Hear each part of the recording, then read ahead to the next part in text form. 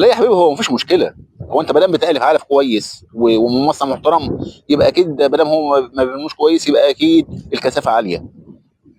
ودي حلها سهل، ما تقلقش يعني. احنا هنزود التهويه شويه على ما الاحجام تبقى معقوله، وبعدين نبيع منه شويه ونسيب الباقي ان شاء الله يكمل معانا ويكبر وياخد احجام، ما عندكش مشكله. ما دام التهويه عندك مش مظبوطه قوي، فما فيش مشكله. هي الكثافه عاليه بس شويه، وما تقلقش. ما دام العلف حلو ما تقلقش منه، وما دام بيتاكل ما فيش مشكله، وما بينزلش في الارضيه ولا حاجه. ما دام بتالف علف عايم انت ما عندكش مشكله خالص، ما فيش اي مشكله. ماشي يا ريسنا، ماشي ماشي حبيبي، سلام. هو يعني ايه الكثافه على؟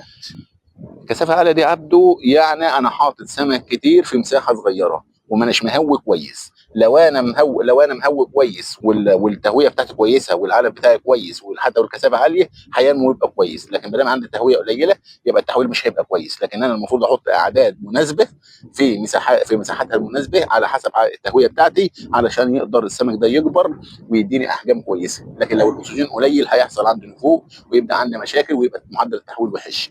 ولكن الكثافه العاليه يعني بص يا عبده، زي مثلا نقول انت عندك انت مربينا احنا مواشي هنا.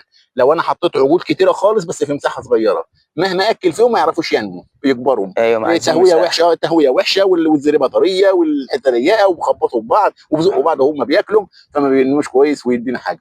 ايوه، ولكن كل لما عايز كل مساحه كبيره عشان يعرف الله ياكل. ينور عليك. هي المساحه الكبيره بقى دي اللي ما بتخليش فيه كثافه عاليه. ايوه، خلاص بتفرد يبقى الكثافه ديت اللي هي العدد الكتير يتوزع على المساحه الكبيره، ما يبقاش بالكثافه عاليه. ما يبقاش